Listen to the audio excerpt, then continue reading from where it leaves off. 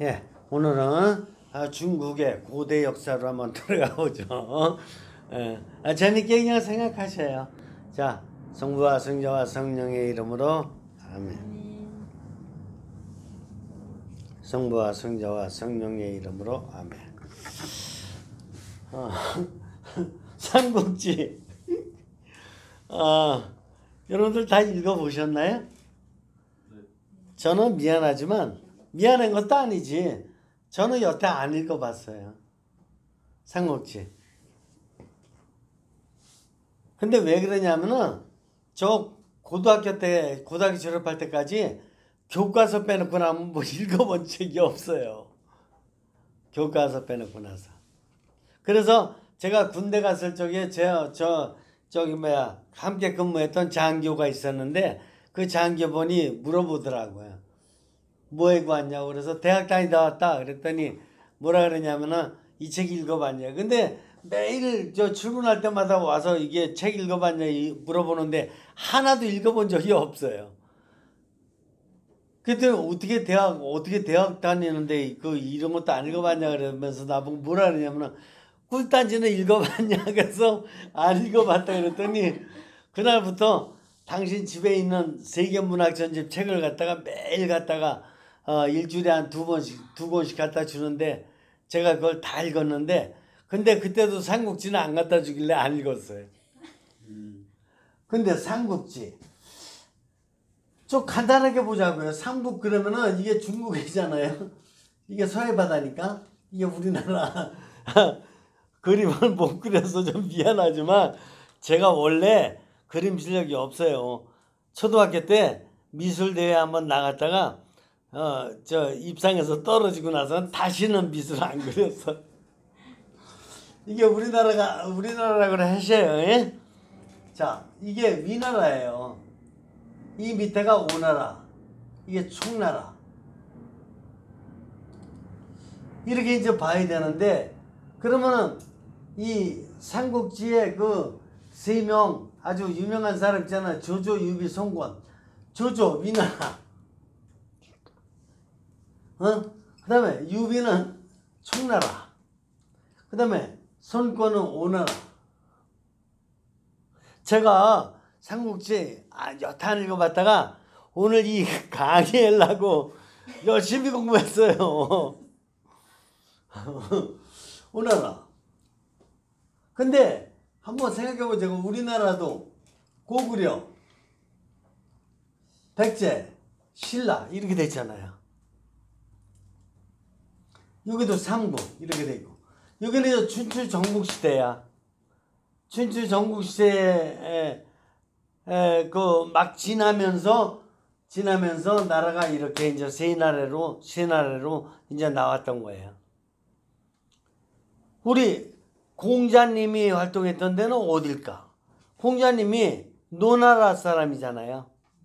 노나라 사람으로서 이렇게 전국 전국 돌아다니면서 자기 뜻을 좀 알아줄 사람 있나? 왕이 자기 뜻을 좀 알아줄 왕이 있나 해가지고 그냥 그 몇십 년 동안 그 왕들을 다 찾아다녔잖아.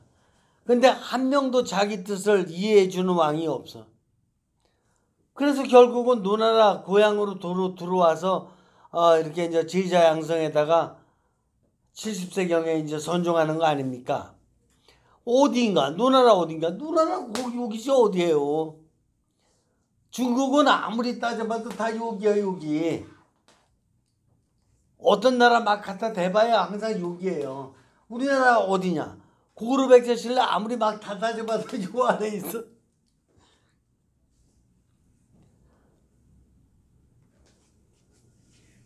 그런데 위나라를 차지한 저 조조인데 여기는 우리가 알죠. 산둥만두랑 연결돼서 여기 알죠. 여기는 아주 좋아요. 토지 조건이. 여기는 산악지방이 많고 그래서 사람 살기도 별로 안 좋고 이렇게 돼 있다는 거야. 그래서 여기는 발전되기가 좋은 입지 조건에 있는 반면에 여기는 발전하기가 쉽지 않은. 그래 조조나라가 위나라죠. 그 조조를 갖다가 평하기를 시대를 초월한 간웅이다. 영웅이면 영웅이지 왜 또 간웅이라 그러냐. 그러면 간사한 영웅이다 이런 뜻이에요. 간웅이다. 간사한 영웅이나마나 조조는 비범한 인물이었어요. 그 당시에 이 넓은 중국에서 가장 좋은 자리를 차지할 정도면은 보통 비범한 인물이 아니에요. 조조는 항상 어떤 그 정책을 썼냐면은 지금 최선의 정책을 쓰는 거야. 지금 최선. 그러면 누구든지 지금 최선의 정책을 쓰지 다른 정책이 또 있습니까? 물어볼 수 있는데 원소라는 사람이 있어요. 원소는 지금 최선의 정책을 쓰지 않아. 생각을 더 해봐야 되겠다. 생각을 더 해봐야 되겠다. 어떻게 보면 우유부단한 성격이면서도 가장 좋은 정책이 과연 뭐냐 이걸 찾으려고 노력하는 그런 성격이었어요. 원소는. 조조는 근데 어느 정도 판단해 봐가지고 딱 이거다 그러면 그냥 즉시 실천하는 거지. 조조가 그래서 성공한 적이 많아요. 그리고 조조의 특징을 보면은 판단력이 굉장히 빠르고 정확했었다. 그러니까 지금 최선의 정책을 쓰는데도 불구하고 판단력이 좋았기 때문에 성공한 적이 꽤 많이 있는 걸로다가 이렇게. 근데 이 시간을 통해서 이 짧은 시간을 통해서 삼국지 전체를 다 훑어보자는 게 아니에요. 대충 중요한 것들만. 근데 중요한 것은 중요한 인물을 통해서 나타나는 거잖아. 그래서 그 인물 된 내용을 좀 보자는 거야. 유비는 이제 촉한 사람이에요. 여기. 유비의 특징을 보면은 유비 근처에는 사람이 많아요. 이렇게. 관우, 장비, 제갈량, 조자령. 우리가 평소에 들어봤던 유명한 사람은 다 이 안에 들어가 있어요. 보면. 그리고 유비는 장비, 관우하고 또 의형제 맺은 것도 알잖아 우리가. 그래가지고 아주 그냥 죽는 날까지 같이 의기투합해가지고 천하통일을 위해서 애쓰다가 같은 날 죽자 이런 의형제까지도 맺을 정도로. 근데 황손이면서도 불구하고 흙수저라는 건 뭐냐 하면은 가난하게 살았어요. 그러니까 돗자리 장사 하면서 어머니 모시고 이렇게 살았던 거지. 가난하다 그래서 아주 완전히 가난한 게 아니라 황족이면 그래도 굉장히 이렇게 살아야 되는데 그런 건 아니다 이거죠. 근데 개말 음악은 또 뭐냐 이런 걸 좋아했다는 얘기예요. 개를 좋아했다는 것은 사냥을 좋아했다는 뜻일 테고 말을 좋아했다는 것은 말 타고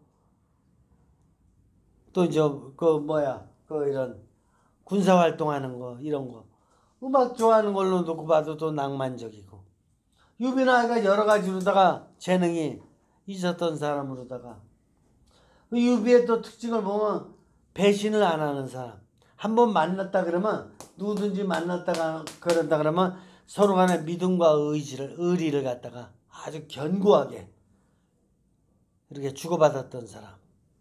우리 관우가 송권한테 죽고 나서 그 유비가 어떻게 했는지 봐도 알잖아요. 그냥 관우가 송권한테 죽고 나지 장비는 그냥 마음이 너무 아파서 마음이 상해서 매일 술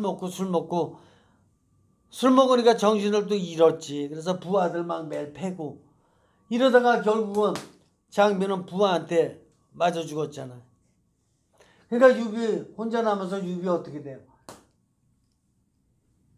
손권 자기 의형제를 죽였던 손권 그냥 가서 쳐들어가서 죽이려고 이렇게 유비가 막 쫓아가고 그랬던 거 아니에요. 손권은 누구냐? 오나라 사람. 근데 송권은 이제 국민들이 시대 변화를 제대로 잘 읽을 수가 없는, 물론 지형의 어떤 원인도 있었을 거라고 봐요. 어쨌든 간에. 그래서 송권은 이 국민들을 통합하기 위해서 많이 애를 썼던 사람. 근데 저기는 송권은 이 사람들보다는 어리죠. 조조보다는 유비가 10살 아래고, 또 유비보다 송권이 한 20살 아래고, 이렇게 되잖아요. 그러니까 조조와 송권은 한 30살 정도 차이가 나죠. 그래서 통합하기 위해서 애도 썼지만, 나중에는 중앙집권 체제를 갖다가 유지하기 위해서 그 당시에 귀족 세력들을 갖다가 다 막 대규모로 숙청하는 이런 일까지 해가면서 어쨌든 왕의 권력을 유지하는 거죠. 삼국지를 보면서 해석하는 사람마다 다 다르리라고 봐요. 근데 제가 이걸 보는 이유는, 이게 155년이니까 결국 200년대 사람들인데, 200년대 사람이면은 기원전 550년경, 기원전 550년경이면 이 사람들보다 700년 전이에요. 700년 전에 누가 태어난 거냐면은 공자가 태어난 거예요. 공자가 어디서 태어났겠느냐? 여기지, 여기. 공자가 노나라에서 태어나서 여기 돌아다녔던 거죠. 여기 돌아다녔던 거죠.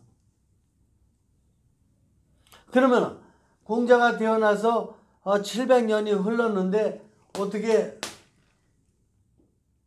이런 모양이 됐을까? 그리고 이렇게 이런 모양이 됐는데, 이런 모양들이 서로 유비, 관우, 장비, 의형제 맺어서 같이 서로 도우면서 일치된 모습으로 잘 살았듯이, 이 또 위나라, 중나라, 오나라도 좀 그렇게 살 수도 있지 않았을까? 근데 그렇게는 안 살고 서로 어떻게 한 거예요? 서로 어떤 때는 위나라하고 중나라하고 오나라가 합해서 위나라하고 싸매고, 어떤 때는 또 중나라가 또 위급하니까 또 위나라하고 합하려고 그러고, 어떤 때는 오나라가 위급할 때는 위나라랑 합하려고 그래요. 이래가면서 어떻게 해서라도 자기 나라 살리고 자기 정권 권력 유지하려고 이랬던 곳에 계속된 반복이 삼국지 역사다. 그런 가운데 등장인물들이 이렇게 이제 나오는 거죠. 사건이 나오고.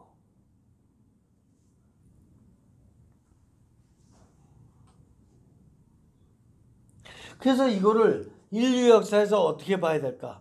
700년 전에 하느님께서는 그 중국의 공자가 탄생돼서 어쨌든 간에 세상의 어지러움을 좀 평정할 수 있는 그런 원리를 세울 수 있도록 공자가 인이라는 사상을 중심으로, 인이 뭐예요? 인이 결국은 사랑이에요. 그리스도교에서 얘기하는 사랑이랑 똑같은 거예요. 인이라는 어떤 사상을 중심으로 해서 국가의 통치 제도를 만들고, 또 가정 안에서의 부모와 자녀 간의 관계를 만들고, 이래가면서 사회가 서로 간에 인의의 지신을 살아갈 수 있도록 이렇게 원리를 만들고 후학도들을 갖다 가르쳤는데, 이렇게 많은 나라, 이게 지금 나라가 이게 지금 세 나라로다가 나타나서 그렇지, 그 당시에 공자가 돌아다니는 나라는 100나라도 넘어요. 이 부족을 돌아다닌 거기 때문에 부족이 100개만 되겠어. 우리나라도 부여, 고구려, 옥조, 동해, 마한, 진안, 변안, 뭐 어쩌고 저쩌고 하면은 엄청 많았는데, 여기 뭐 100개만 되겠어요. 이게 거길 돌아다니면서 자기의 어떤 그 뜻을 펴려고 한 지가 700년 전에요. 근데 그걸 갖다 그게 이루어지기는커녕 이렇게 700년 후에 위나라 중나라 오나라로 갈라져 가지고 삼국지와 같은 계속된 전쟁이 일어났는데 이걸 인간적으로 어떻게 해석해야 되냐 이거예요. 우리도 이 당시에 태어났으면 우리가 여기 태어났으면 아니 여기 태어났으면 우리 잘못 태어났으면 적벽대전에 군사로 나갔어야 돼요. 이 세 나라 싸움 중에서 제일 유명한 게 적벽대전 아닙니까? 그 위나라가 제일 세니까 이게 합해가지고 위나라하고 싸움 붙었던 건데 이때 적벽대전 누가 이겼어요? 여기가 이겼지. 누구 때문에? 누구 때문에? 여기 있잖아 이게 공명. 제갈공명 때문에. 제갈공명 때문에 여기서 일어난 수많은 전쟁 중에서 제갈공명 나타나가지고는 제갈공명이 거의 싹쓸이하잖아 했잖아.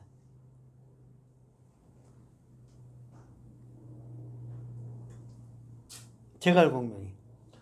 제가 묻고 싶은 게 있어요. 이게 인간은 육신, 정신, 영으로다가 이 당시 태어난 사람이든 오늘날 태어난 사람이든 육신, 정신, 영을 가졌어요.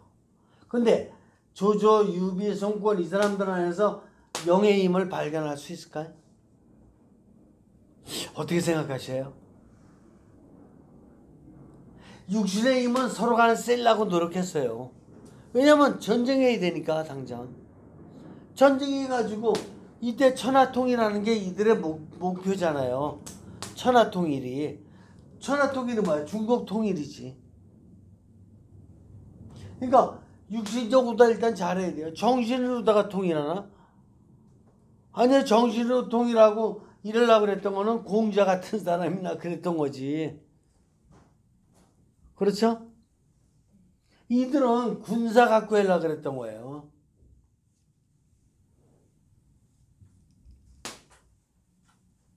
정신은 세죠. 조조도 정신이 세고 유비도 세고 성권도 세고 정신과 육신은 아주 세죠.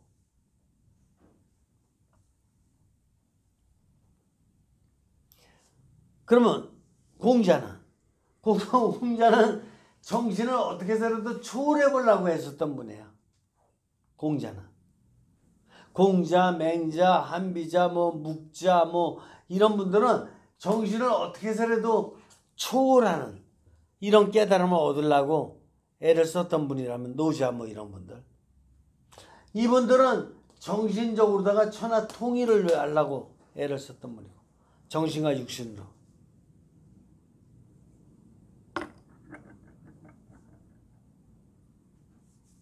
어떻게 생각하세요? 여러분들이 아는 삼국지와 함께 이런 삼중구조의 관점에서 어떻게 이해해야 될까?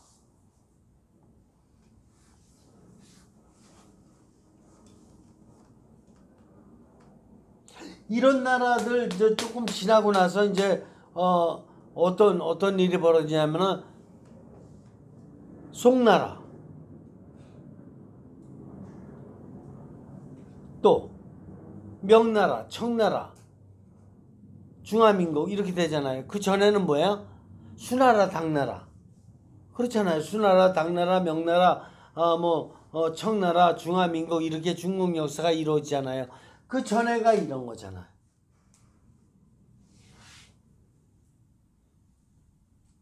그렇죠? 이때 싸움했던 거니까 수나라, 당나라 이때도 우리 한국이랑 연결돼서 막 뭐가 있었잖아요. 게다가 거란족, 말갈족, 여진족, 몽고족 막 이렇게 또 싸움이 붙고 이러다가 오늘날까지 온 거잖아요. 근데 인간은 왜 이렇게 자꾸 싸매져? 지금부터 그러니까 몇 년이야? 2200년 전이잖아요. 근데 왜 이렇게 이때도 그냥 그렇게 싼만하고 권력이라는 게 뭐죠? 내 땅덩어리 그 넓은 게 뭐 그렇게 대단히 좋은 거야. 그러니까 부동산 많이 갖는 거 되게 좋은 거예요. 강남에 부동산 갖고 이때나 오늘날이나 왜 그렇게 부동산 싸움이 그렇게 많죠? 부동산 싸움이라는 건 뭐예요? 인간의 영 때문에 그러니까 정신 때문에 그러니까 육신 때문에 그러는 거예요? 영토 확장도 어쨌든 부동산 싸움 아니에요? 말이 천하통일이지? 천하가 어떻게 보면 하느님 건데 왜 지가 통일하려고 그러냐고. 따져놓고 보면. 이게 지금 옛날이나 지금이나 계속되는 거 아니에요? 우리나라도 마찬가지잖아요, 지금. 이제 지금 북한과 남한이 이렇게 돼 있는데 이것도 지금 통일하자는 게 통일의 이슈 아니에요? 근데 흡수 통일하지 말고 평화 통일하자 뭐 이렇게 되는 거 아니에요? 중국은 중화민국으로다 지금 통일은 된 입장이죠.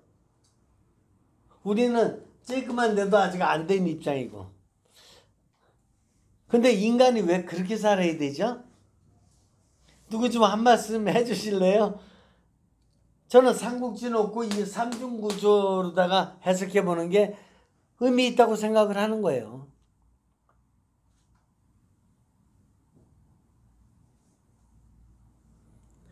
어떻게 생각되셔요? 여기에 영적인 성향 하나라도 있어요? 이쪽에 있는 영적인 성향. 여기. 저기 합치, 융화, 연민, 영약, 인정, 개방성, 초타, 순명, 난수나 이런 거 성향 중에서 어떤 거 하나라도 있나요? 인간관계는 특별히 이 인간에 대한 어떤 존경과 외경이 존경이거든요. 존경과 삼일함이 있어야 되거든. 상대에 대해서 상대의 비밀을 알아도 삼일함을 지켜줄 줄 알아야 돼요. 그런데 이 전쟁하는 통에는 상대의 비밀만 알면 어떻게 되죠? 그게 정보야. 정보전이야 이제. 비밀만 알면 그 비밀 가지고 그냥 상대방 침략하는데 다 그런 데 쓰잖아요.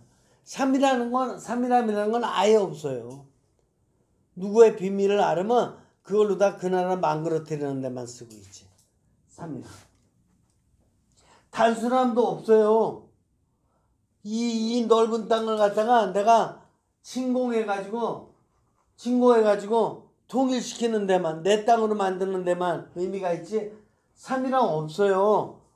자연을 있는 그대로 보면서 그냥 거기에서 경외를 느끼고 이렇게 그런 거 없어요. 뭐 하느님의 뜻을 인정한다고요? 노노노. 오로지 왕의 뜻밖에 없어요. 왕한테 잘 보여가지고 어쨌든 간에 왕이 천하통일하는데 도우려고 하는 신하들밖에 없는 거예요. 그 많은 신하들이. 국민들은 또 왕의 뜻을 결정하면 무조건 전쟁 나가야 돼. 하느님의 뜻 같은 거 찾을 새가 없어요. 그렇죠? 이게 지금 중국 탓할 새가 아니에요. 우리나라도 마찬가지잖아요. 부여, 고구려, 옥저, 동해 이렇게 쭉 그 고조선 이후로 다 쭉 오면서 우리나라도 계속 싸움이 그칠 새가 없잖아요. 그러니까 영적인 성향이 있다고 보기가 어려워요. 지역 갈등이라는 게 뭐예요? 예를 들어서 경상도하고 전라도하고 경상도랑 전라도가 연민이 있어요? 자비심이 있다고요? 사회적 차원에서 자비심이 있어야 맞잖아요. 누군가 영웅이 필요해요, 진짜. 누군가부터 모범이 나와야 돼요. 다 좋은 사람이에요, 그냥은. 근데 왜 그렇게 정치인들의 그 술책회장 국민들까지 빠져버려가지고 왜 서로 간에 나쁜 사람으로다가 이렇게 만들어 놓고 잘못하고 있냐고. 말도 안 돼요. 이런 거예요, 다.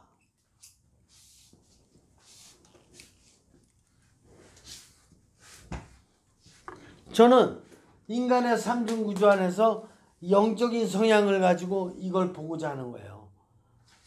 삼국지의 역사를 어느 정도는 제가 이렇게 들여다봤는데 여기서 영적인 기운을 볼 수가 없어요.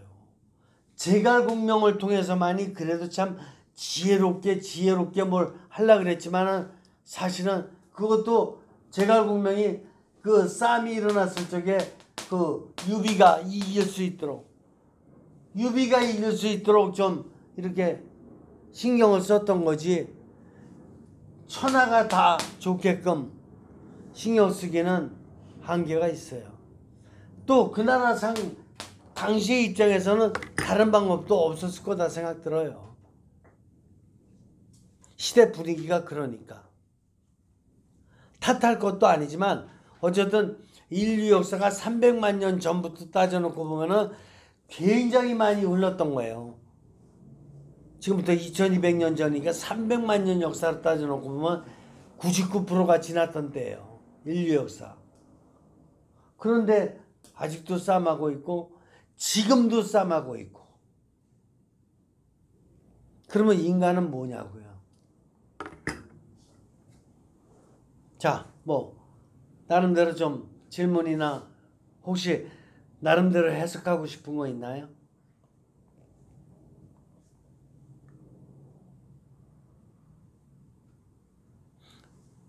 뭐 보충 설명하실 분? 대충 이 정도 아웃라인 알고 나 보면은 이제는 삼국지에 대해서 그렇게 동떨어진 얘기 같이 들리지는 않을 거예요. 이제 깊이 있게 들어갈 수 있는 기본은 이걸로 다 될 거예요. 그리고 나름대로 마음껏 이런 영적인 해석을 해보실 수 있기를 바랍니다. 자, 여기서 마무리 짓죠. 성부와 성자와 성령의 이름으로 아멘.